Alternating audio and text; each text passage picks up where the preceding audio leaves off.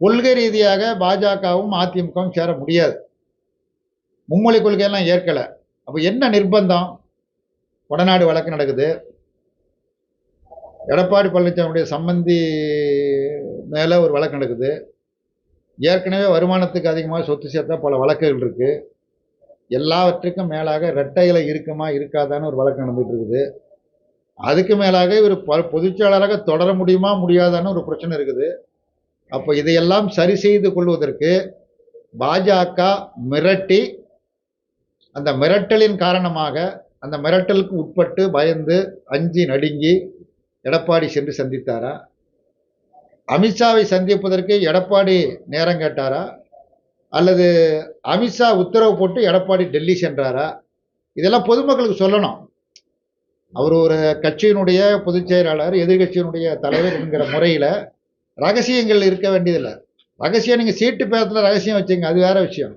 ஆனால் இதெல்லாம் வெளிப்படையாக விவாதிக்கப்பட்ட விஷயங்கள். ஒளிவு முறைமெல்லாம் வெளிப்படுத்த வேண்டாம். நான் தேர்தலை பற்றியே பேசலைன்னு எடப்பாடி சொல்கிறாரு, கட்சியுடைய பொதுச் செயலாளர். அமித்ஷா சொல்றாரு, பேச்சுவார்த்தை தொடங்கிவிட்டோம், உரிய நேரத்தில் இருப்போம். அதுவும் தமிழ்நாட்டில் தேசிய ஜனநாயக கூட்டணி ஆட்சின்னு சொல்றாரு. அதிமுக ஆட்சின்னு சொல்லல. அதிமுக கூட்டணியில் பாஜக சேரும்னு சொல்லல. தேசிய ஜனநாயக கூட்டணி 2027 ஆட்சி அமைக்கும் அப்படின்னு சொல்றாரு. அது அதிமுக இது வரைக்கும் மறுக்கல. அப்ப ஏற்றுக்கொள்கிறீர்களா? பாஜக தலைமையிலான கூட்டணியை அதிமுக ஏற்றுக்கொள்கிறதா? யார் முதலமைச்சர்?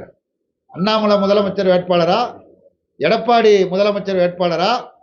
அல்லது அடுத்ததாக தயார் செய்யப்பட்டு வருகிற செங்கோட்டையன் முதலமைச்சர் வேட்பாளர்? வேட்பாளர் தான், முதலமைச்சர் இல்லை. முதலமைச்சர் வேட்பாளர் இந்த அணிக்கு ஒரு முதலமைச்சர் வேட்பாளர் இருக்காரு ஏற்கனவே.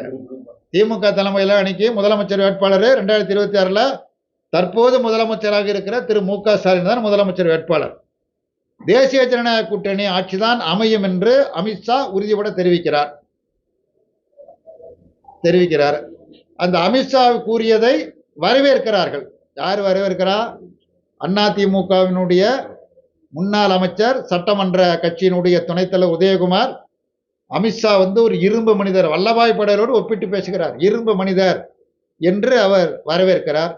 திண்டுக்கல் சீனிவாசன் வரவேற்கிறார். அப்படி என்றால் தேசிய ஜனநாயக கூட்டணி அதிமுக தலைமையிலான ஆட்சி அல்ல, தேசிய ஜனநாயக கூட்டணி ஆட்சி தமிழ்நாட்டில் அமைப்போம் அப்படின்னா முதலமைச்சர் வேட்பாளர் யார்?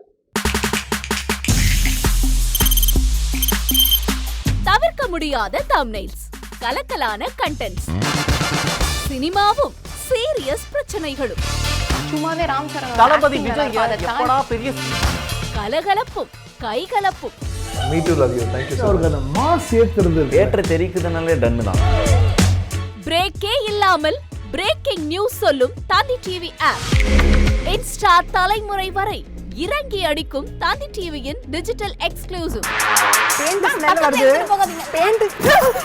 பாடி காமிச்சீங்க, அது அதை விட மோசம். இல்ல பாடி காமிச்சீங்கன்னா அது இன்னும் வெரி பேட். தந்தி டிவி ஆப்பை இலவசமா டவுன்லோட் செய்யுங்க. ஃபாலோ பண்ணுங்க, சப்ஸ்கிரைப் பண்ணுங்க, என்ஜாய் பண்ணுங்க.